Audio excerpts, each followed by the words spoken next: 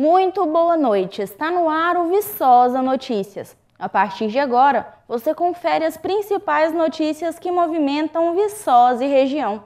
Confira os destaques da edição desta quarta-feira, dia 15 de maio.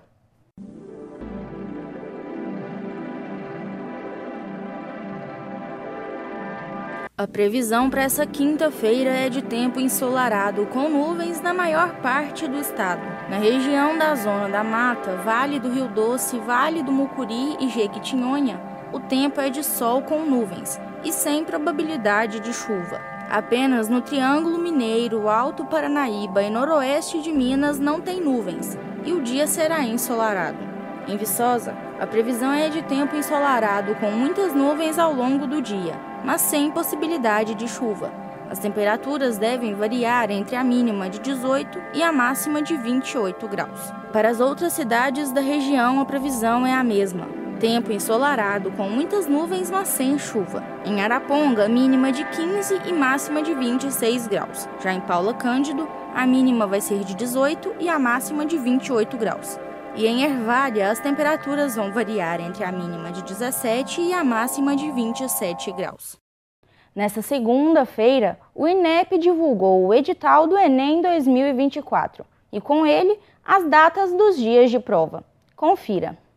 Nesta segunda-feira, dia 12, o INEP divulgou o edital do Exame Nacional do Ensino Médio, incluindo as datas para inscrição do vestibular e os dias das provas de exatas e humanas.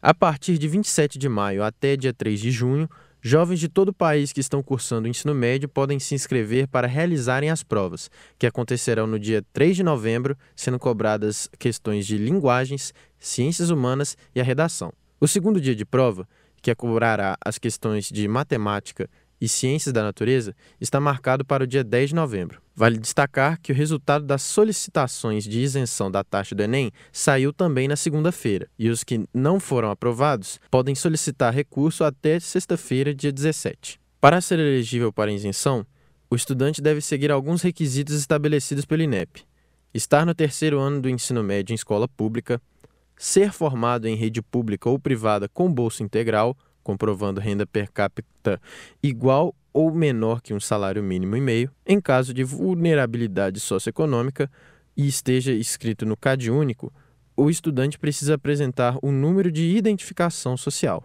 o NIS. Giancarlo Borges para o Universitário Notícias. Em época de estiagem, clima seco e tempo abafado, os bombeiros e agentes municipais se mobilizam para prevenir os incêndios florestais do estado. Na capital mineira, a prefeitura reforçou os serviços de manutenção nos parques municipais.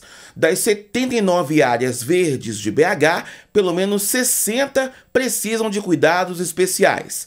Para evitar que o fogo comece ou consiga se espalhar com rapidez, os profissionais fazem podas, capinas, retiram galhos secos e fazem a técnica conhecida como aceiro. Em algumas áreas também internas, a gente faz o aceiro justamente porque são áreas que têm uma vegetação muito densa e você precisa fazer alguns aceiros também para facilitar o combate caso aconteça um incêndio, facilite o acesso para a gente não deixar que essa área seja totalmente tomada pelo fogo. Capacitar novos agentes para lidar com o fogo de maneira correta é outra ação importante. No começo de maio, 2 brigadas florestais se formaram em Grão-Mogol e Mirabela, ambas no norte de Minas. 27 brigadistas tiveram aulas teóricas e práticas sobre o uso de ferramentas, táticas de combate e até primeiros socorros. Enquanto isso, novos focos de incêndio surgem todos os dias em Minas. Em Machado, no sul do estado, chamas se espalharam rapidamente em um lote vago e os bombeiros levaram 4 horas para apagá-las. Em Manhuaçu, no Caparaó, o combate ao fogo durou 8 horas, em 2 áreas de mata. Testemunhas afirmaram que o incêndio foi criminoso. O aumento da temperatura do dia, a diminuição da umidade relativa do ar, o aumento na incidência dos ventos e o longo período sem chuvas. Todos esses fatores fazem com que a vegetação se torne mais seca e mais propensa aos incêndios. Todavia, esses fatores não seriam tão preocupantes se aliados a eles não estivesse o principal fator, o fator humano. ou seja, uma pequena parcela da sociedade com déficit de consciência ambiental, é que fazem com que o número de atendimentos de ocorrência dessa natureza se torne tão elevado nessa época do ano. A torcida organizada do São Paulo, Dragões da Real Viçosa, está organizando uma campanha do agasalho. Saiba como ajudar. Uma das principais características do outono é a queda de temperatura, que precede ao inverno a estação mais fria do ano. Com a chegada do frio, muitas pessoas enfrentam dificuldades para se protegerem das baixas temperaturas. Pensando nisso, a torcida organizada Dragões da Real de Viçosa lançou uma campanha do agasalho para ajudar a quem mais precisa. Estão sendo aceitas doações de roupas de frio em bom estado, cobertores, mantas e qualquer outro item que possa proporcionar conforto e proteção contra o frio. Os pontos de coleta são Dom Porco, localizado na Avenida Santa Rita, número 344, e Bar do Edinho, em dias do jogo do time do São Paulo. O período de doações já está em vigência, encerrando-se no dia 30 de junho. Os itens recolhidos serão entregues à paróquia de Santa Rita, onde serão destinados aos que mais necessitarem. Confira agora como fica a previsão do tempo para Viçosa e outras cidades da região nesta quinta-feira.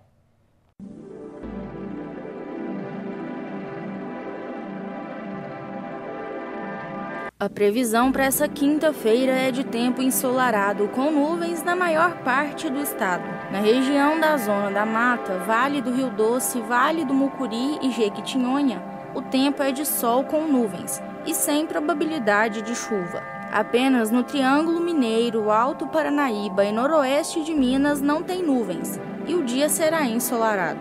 Em Viçosa, a previsão é de tempo ensolarado com muitas nuvens ao longo do dia, mas sem possibilidade de chuva. As temperaturas devem variar entre a mínima de 18 e a máxima de 28 graus. Para as outras cidades da região, a previsão é a mesma. Tempo ensolarado com muitas nuvens, mas sem chuva. Em Araponga, mínima de 15 e máxima de 26 graus. Já em Paula Cândido, a mínima vai ser de 18 e a máxima de 28 graus. E em Ervália, as temperaturas vão variar entre a mínima de 17 e a máxima de 27 graus. E o Viçosa Notícias vai para um rápido intervalo. Não sai daí, a gente volta já.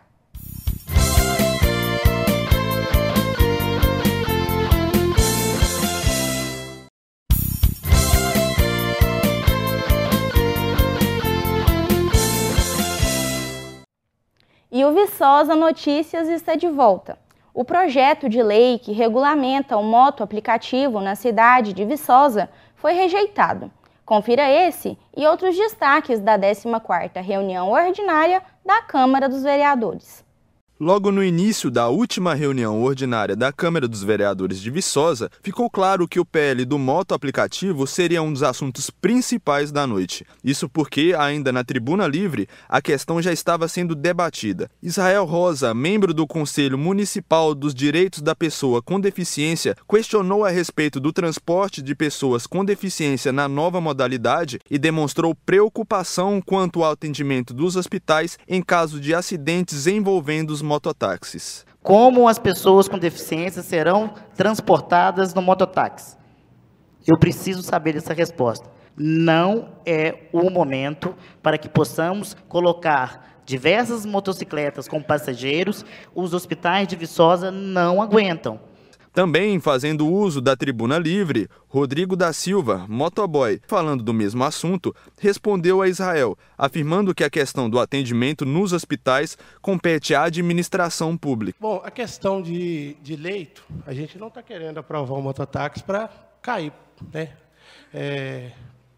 Causar acidente com o passageiro. Enfim, a questão de falta de leito não é questão do motoboy, é questão da administração pública.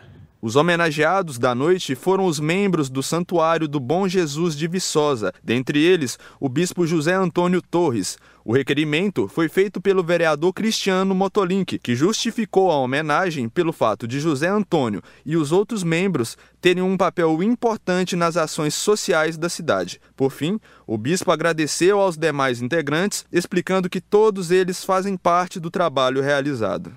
E aproveitando esta oportunidade, eu quero agradecer os missionários, quero agradecer presbíteros, discípulos, mas esta equipe que tem ajudado, que tem sustentado, que tem sido coluna para que esta obra, esta evangelização seja concluída. Já na Palavra Livre, dentre outros assuntos, foram mencionados pelos parlamentares eventos importantes que aconteceriam na cidade nesta terça, dia 14. A vereadora Jamile Gomes chamou a atenção para uma audiência pública a respeito dos efeitos da greve na comunidade viçosense. Além desse, outro convite foi feito. Sérgio Marota comentou sobre o início do Jubileu de Santa Rita e destacou a importância das festividades para a cidade. No grande expediente foram discutidos e votados os projetos de lei da pauta, com destaque para 2. O número 29 de 2023 não foi aprovado em sua primeira votação. De autoria do professor Bartô, o PL trata da implementação do moto-aplicativo na cidade. Os parlamentares, porém, pretendem continuar a discuti-lo. O projeto já foi derrubado, vamos proceder, vai virar discussão, depois quiser, ver com o jurídico qual a melhor forma, o executivo mandar, ter 8 assinaturas, isso a gente vai ser discutido. E, por fim, o PL de número 14 de 2024, de autoria da vereadora Jamile Gomes, que trata a respeito do combate ao assédio moral no âmbito da administração e do poder legislativo do município de Viçosa. O projeto foi aprovado por unanimidade em sua primeira votação. A paz no trânsito começa por você. Esse é o tema da campanha do Maio Amarelo, que busca reduzir o número de mortos e feridos nas ruas e estradas de todos os países. Lucas e Pedro aprenderam como fazer uma massagem cardíaca com uma estudante de fisioterapia da UFMG. As lições fazem parte do dia D da campanha Maio Amarelo, realizada na Assembleia Legislativa pelo Departamento de Estradas de Rodagem e a Faculdade de Ciências Médicas da Universidade Federal. A primeira coisa que a gente aprendeu foi a verificar se a pessoa está consciente, se ela está respirando e se a pulsação está correta. Caso não haja pulsação, nós teremos que fazer a massagem cardíaca. E depois, qual a outra etapa? A gente também aprendeu que a gente tem que posicionar a mão da forma correta, no local correto, e também não podemos apertar e deixar apertado, porque senão o sangue não volta a circular. Letícia é pesquisadora da área de biomedicina e diz que a troca entre universitários e estudantes é valiosa para todos. Experiências assim qualificam os futuros profissionais para situações reais, onde vão precisar reduzir danos e salvar vidas. Eles vão ter uma vivência prática em um ambiente seguro, controlado, de como seria um acidente ou como seria uma atuação tanto individual, como profissional, futuro profissional médico, por exemplo, mas também numa equipe multidisciplinar atuando junto com outros profissionais.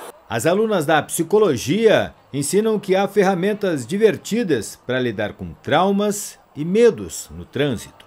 Chama o baralho do medo de dirigir e é um instrumento psicológico que a gente pode usar para atendimento clínico, individual e coletivo também, para tratar questões do tráfego. Então, às vezes, uma pessoa que tem muito medo de dirigir, ela possui carteira, mas não consegue dirigir, a gente pode trabalhar com ela. O Maio Amarelo é uma parceria entre entidades do Sistema Nacional de Trânsito, órgãos públicos, empresas privadas e sociedade civil. O mês se tornou referência mundial, mas tudo começou aqui no Brasil. A gente acompanhou aí muitas jovens, crianças, aprendendo sobre segurança viária, sobre como se comportar no trânsito. E uma informação legal que a gente vai repercutir agora é que o Maio Amarelo começou no Brasil, a partir de uma ação da sociedade civil com o Observatório Nacional de Segurança Viária. Parabéns pela iniciativa e que contribuição mundial agora, não é isso? Exatamente. O movimento ele foi criado em 2014 na cidade de Indaiatuba, em São Paulo, pelo então presidente do Observatório, José Aurélio Ramalho, E o movimento, no ano seguinte, em 2015, ele já estava em todo o território nacional e atualmente ele está em mais de 30 países do mundo. Então é um movimento que foi inspirado no Outubro Rosa. O Outubro Rosa é o nosso primo, com a diferencial que o Maio Amarelo foi criado no Brasil e hoje está sendo exportado para o exterior. O Brasil ocupa o 3º lugar no ranking de países com mais mortes em decorrência de acidentes de trânsito, segundo o relatório da OMS. Os motociclistas são as principais vítimas nas vias e rodovias do país, seguidos pelos ocupantes de automóveis e os pedestres. A faixa etária mais vulnerável está entre 20 e 59 anos. Dirigir falando ao celular, dirigir com bebida alcoólica, falta de cinto de segurança, são esses maus hábitos os causadores de 90% das mortes no trânsito do país. Todo dia é uma oportunidade de aprendizado. No trânsito, começa sempre por você.